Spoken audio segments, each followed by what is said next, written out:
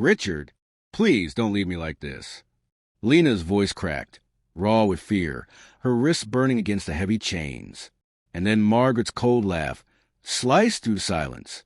You think anyone will believe you? You're nothing here. Nothing but a thief and a liar.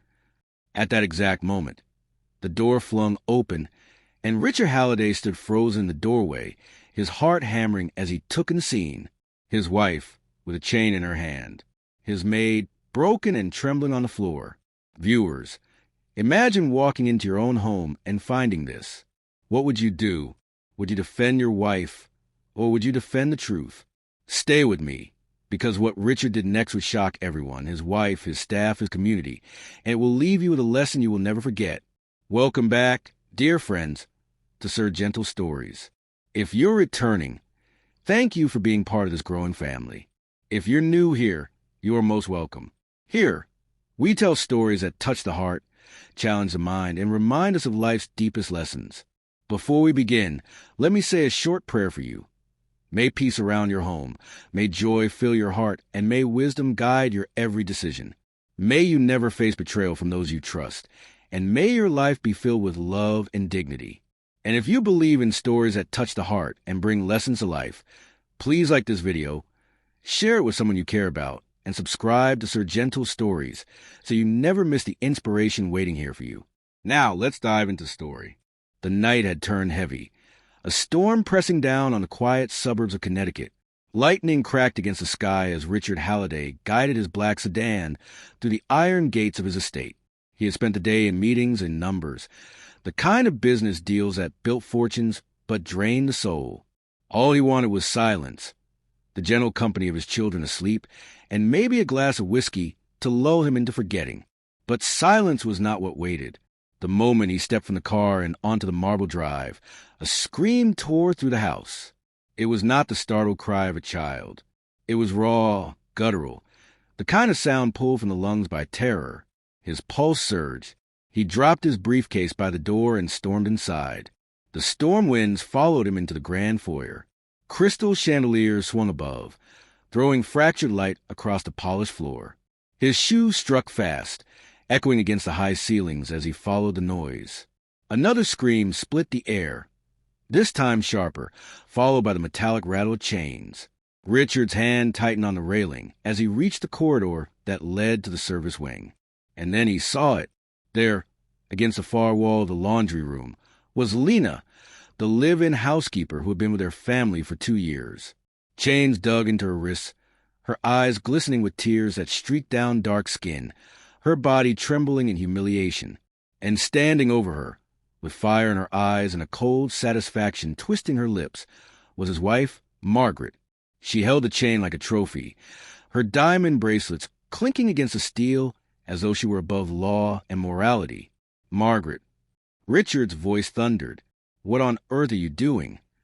But Margaret didn't flinch.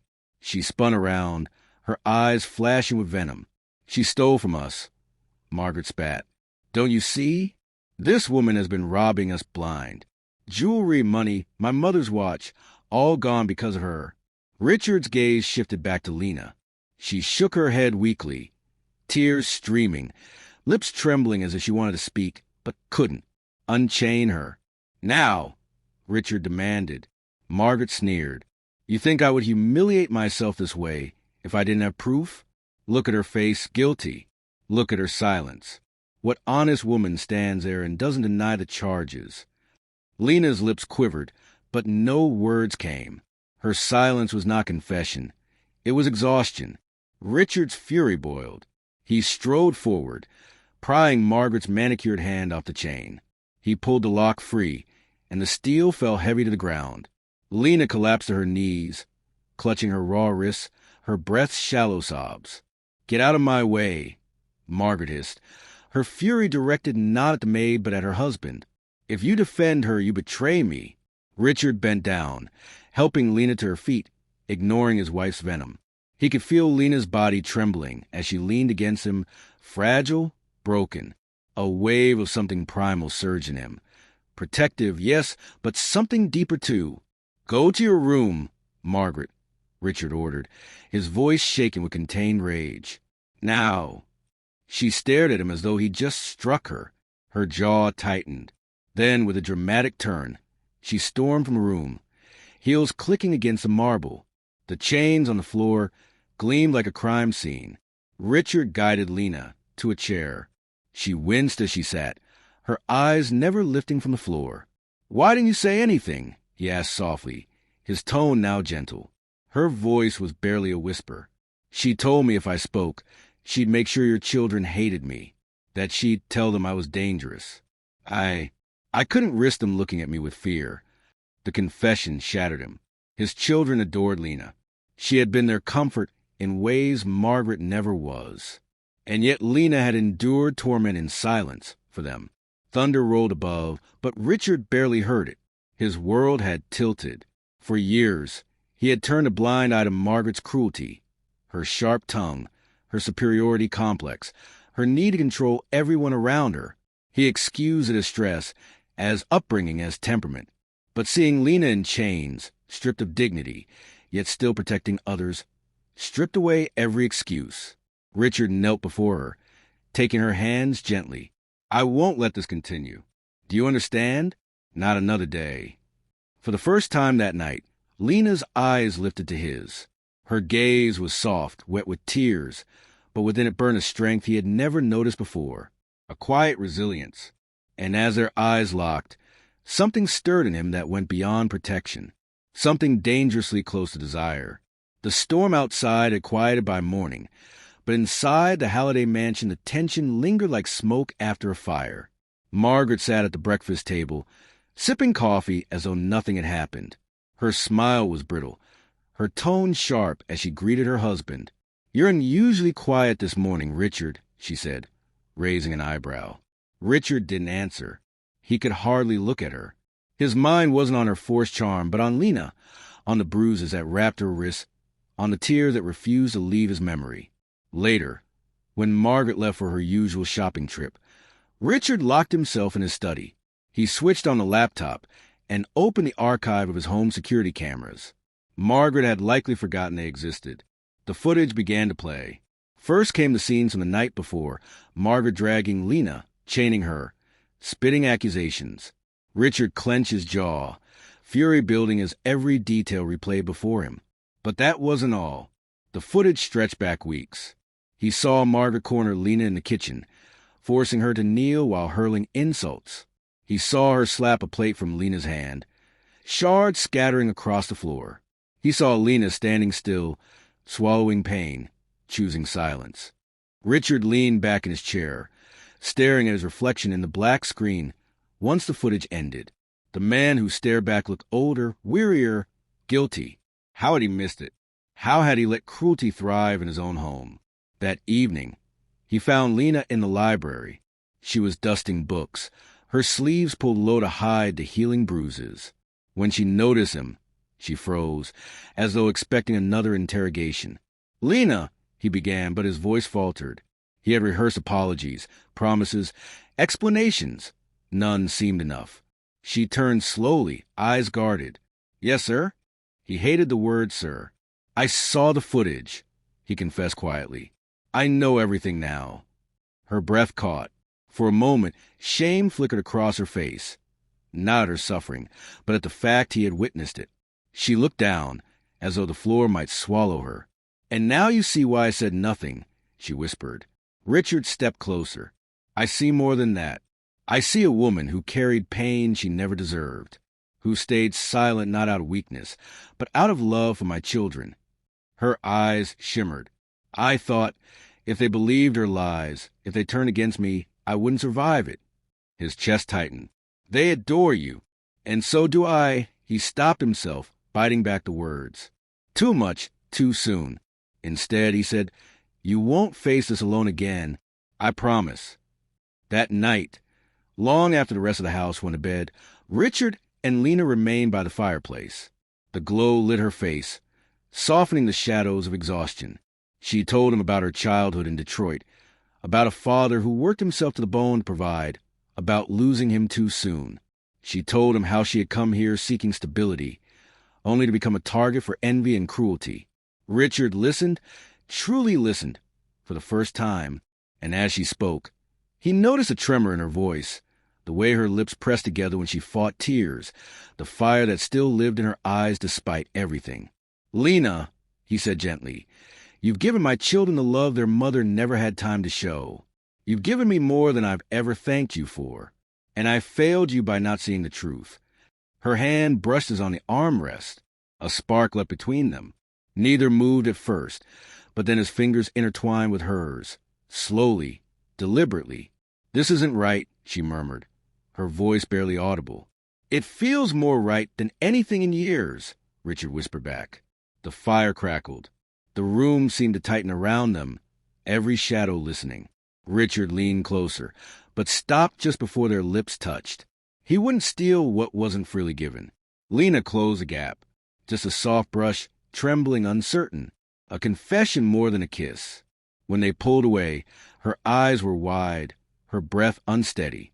"Richard!" He cupped her face with both hands. "I'll protect you, with everything I have." For the first time since her nightmare began, she allowed herself to believe him. But belief wasn't enough. Margaret wasn't finished. The next day, Richard overheard her speaking on the phone, her voice sharp and full of malice. "She'll regret the day she ever set foot in my house. If Richard thinks he can embarrass me, I'll destroy him and her. I'll tell the children everything. I'll turn them against her until she begs to leave." Richard's blood ran cold. His wife's cruelty wasn't confined to private outbursts. She was plotting to poison the hearts of their children, to ruin Lena completely. Something had to be done. He returned to his study that night, staring at the laptop screen again. The evidence was all there, the footage, the voices, the truth. But how to use it? Quietly? Privately? Or in a way Margaret would never recover from? He thought of Lena's words. Proof won't change her heart. No, but it could protect Lena. It could shield the children. It could end this reign of terror once and for all. Richard made his decision. At the upcoming gala, Margaret's pride and joy, the event she had spent weeks preparing, he would show the truth, not in whispers, not in private, but in front of everyone who had ever believed Margaret's lies. The stage would become her undoing. Friends, pause for a moment. Imagine being in Richard's position. Would you risk everything, reputation, fortune, peace, to defend someone who had been treated unjustly? Or would you stay silent to keep the surface of life smooth? Tell me in the comments, what would you do? I read every single one of your responses, and they inspire me more than you know. And while you're there, please like this video and share it with a friend who loves powerful storytelling. It truly helps this community grow. The plan weighed heavily on Richard, but beneath the weight, something else stirred. Hope. And something more dangerous still, love. When he looked at Lena, he no longer saw just a housekeeper. He saw a woman who had walked through fire and still carried dignity. A woman who had risked her happiness for the sake of children who weren't hers by blood, but hers in spirit. He couldn't let her go. Not to fear. Not to cruelty. Not to silence. This wasn't just about exposing Margaret anymore. This was about saving Lena and, perhaps, saving himself. The gala would decide everything. The mansion sparkled that night. Crystal chandeliers gleamed above the ballroom. Violins sang softly in the corner. And the finest guests in Connecticut paraded across the marble floors in gowns and tuxedos. Laughter floated like champagne bubbles, delicate and shallow. It was Margaret's night, or so she believed. She had spent weeks preparing this gala, determined to dazzle investors and society friends. Her smile was radiant, her every gesture dripping with charm. No one would guess the darkness she carried behind that smile. Richard stood near the stage, his heart steady but heavy. Tonight wasn't about business. Tonight was about truth. He had loaded the footage onto the presentation screens, disguised as a charity slideshow. When the moment came, there would be no hiding. Lena entered quietly, just as he had asked. She wore a simple navy gown that skimmed her figure, nothing flashy, yet her presence stirred whispers across the room. The housekeeper? Here? At the gala? But her posture was graceful, her eyes steady. She carried herself like someone who belonged, because she did. Their eyes met across the room. For a heartbeat, the noise faded. Richard longed to walk to her, to take her hand before everyone. But timing mattered. Proof mattered. Tonight had to unfold just right. Margaret took the microphone first. Her voice was smooth, rehearsed. "Ladies and gentlemen," she began, "thank you for joining us to celebrate not only our business success, but the values of trust, family, and excellence that define us." Richard nearly choked. Trust, family, excellence. Words he had trampled on, parading them now like trophies. The crowd applauded politely. Margaret beamed, soaking in the admiration. Then Richard stepped forward. "My friends," he said, his tone calm but sharper than usual, "tonight we do celebrate success.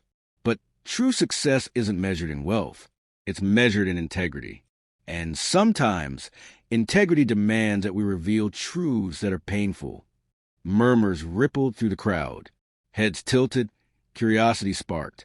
Margaret's smile faltered. "What are you doing?" she hissed under her breath, gripping the microphone. Richard ignored her. He signaled the technician. The lights dimmed, and then it began. On the giant screen, the footage played. Margaret's voice filled the ballroom, harsh, venomous, dripping with cruelty. "Thief, liar, you'll pay for this." The image showed Lena Chain beaten down, silent but strong. Gasps swept the room. Wine glasses froze midway to lips. The glittering crowd stared in disbelief. "No, stop this!" Margaret shrieked, lunging for stage. But it was too late. The evidence rolled on, scene after scene, Margaret slapping plates from Lena's hands, forcing her to kneel, humiliating her in front of staff. Guests recoiled. Whispers turned sharp. How could she? Is this real? That poor woman. Security stepped forward as Margaret's protests grew wilder. "Lies! All lies! He's framing me. You fools don't believe him." But the footage spoke louder than her denials. Through it all, Richard's gaze sought Lena. She stood near the edge of the room, her hand pressed to her mouth, tears shining in her eyes. Not tears of shame this time, but of disbelief. Disbelief that someone had chosen to fight for her, to make her suffering visible when she had been silenced for so long. The crowd erupted in murmurs.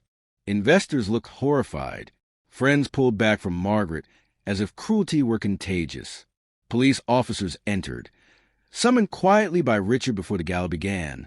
Margaret screamed as they took her arm, dragging her from the hall. Cameras flashed, not the kind she craved, but the kind that marked downfall and disgrace. The ballroom was left in stunned silence. Richard stepped down from the stage. His voice, calm but heavy, broke the quiet. "Integrity means protecting those who cannot always protect themselves. I failed before. I will not fail again." His eyes locked with Lena's, and in that moment, nothing else mattered. Later, after the last car rolled out of the driveway and the glitter of the gala dissolved into night, Richard found Lena in the garden. Lanterns glowed softly around her, the roses swaying gently in the cool air. "You shouldn't have done that," she said when he approached, her voice trembling. "I had to," he replied. "She needed to be stopped, and you needed to be seen for who you are, someone worth fighting for." Her eyes glistened. "You risked everything tonight. Your business, your name." "I risked nothing compared to what you endured," he said firmly. She stepped closer. "You think I'm strong, Richard, but inside, I've been breaking every day. When she chained me, when she spat words I can't repeat, I thought I would vanish. And then you," her voice broke. Richard cupped her face gently. "You won't vanish. Not while I'm here. Not while I have breath." Their foreheads touched, breath mingling with breath. The silence was thick with unspoken truths. Then Lena whispered, "So what happens now?" Richard's answer was simple, steady. "Now we begin again. Together." Their lips met, not stolen, not hidden, but shared. It was raw, desperate, alive. The release of fear, the birth of something stronger. Her hands clutched his jacket. His arms circled her waist. For the first time, Richard wasn't thinking of wealth or appearances. He was thinking only of her. Her warmth, her strength, the way her heart beat against his. When they finally broke apart, Lena rested her head against his chest. "I wanted to believe in something like this. she whispered. "But I've been so afraid." "So have I," Richard admitted. "But I'd rather be afraid with you than safe without you." The night air wrapped around them like a vow. "Friends, I have to pause and ask you, if this story has captured your heart so far, if you believe in standing for truth no matter the cost, please hit that like button right now and share this story with someone who needs a reminder that dignity and love can rise even from betrayal. And don't forget, if you haven't subscribed yet, join us here at Sir Gentle Stories for more narratives that inspire and transform. The night belonged to them now. No more chains, no more silence, only the promise of a future rewritten by truth and courage. But tomorrow would be the real test. The mansion was quiet after the storm of the gala.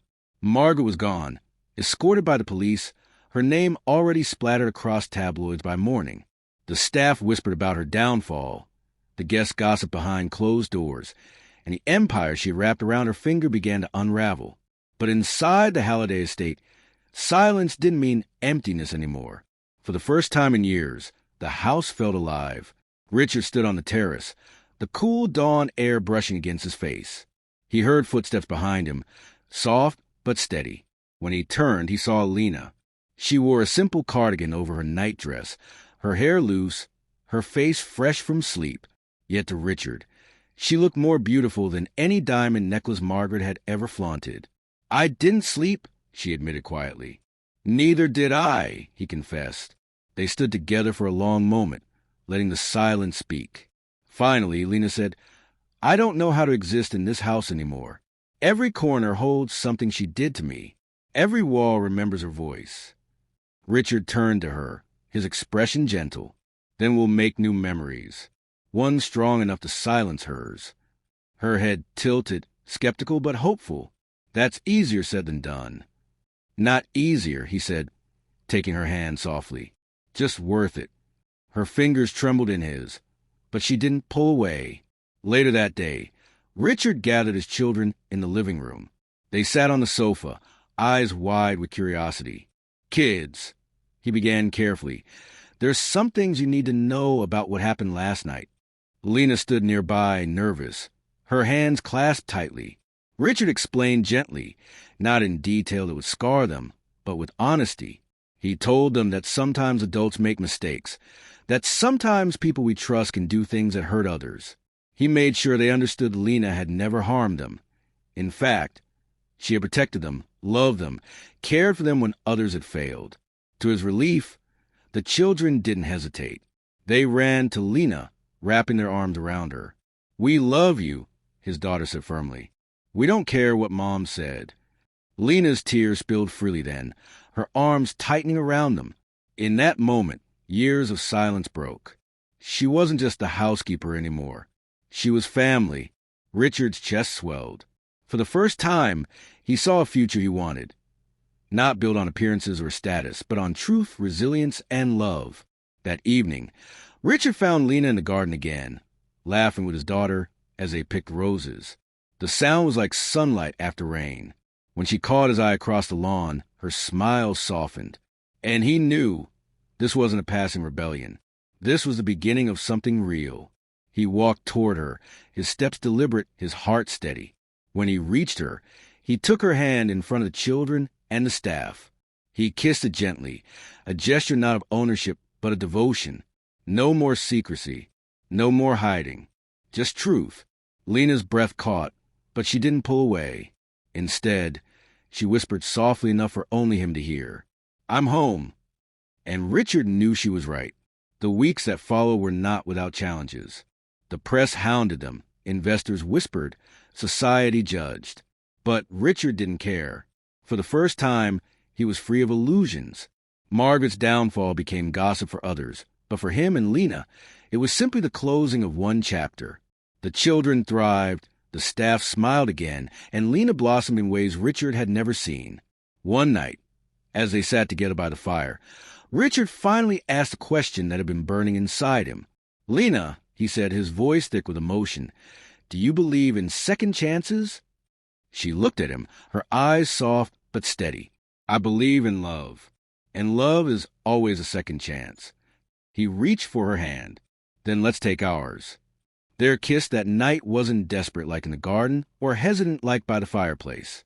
It was steady, assured, the kind of kiss that promised a lifetime. The moral of the story: life isn't measured by the wealth we build or the reputations we guard. It's measured by the courage to protect those who cannot protect themselves. Richard could have stayed silent. He could have protected his fortune and ignored the chains in his own house. But silence would have made him complicit. Instead, he chose truth. He chose dignity. He chose love. And in doing so, he didn't just save Lena, he saved himself. My dear friends, if this story touched your heart, let it be a reminder. Never be afraid to stand for what is right, even if it costs you. Truth may shake the ground beneath your feet, but it will also set you free. If you enjoyed this story, please like this video, share it with someone who needs encouragement, and subscribe to Sir Gentle Stories for more powerful narratives that inspire and transform. And before you go, let me speak a blessing over you. May your days be filled with courage to do what's right, with love that heals wounds, and with second chances that turn pain into purpose. May your homes be places of peace, your families be covered in grace, and your hearts never lack hope. Until next time, this is Sir Gentle Stories, where every tale carries a lesson, and every lesson carries the power to change a life.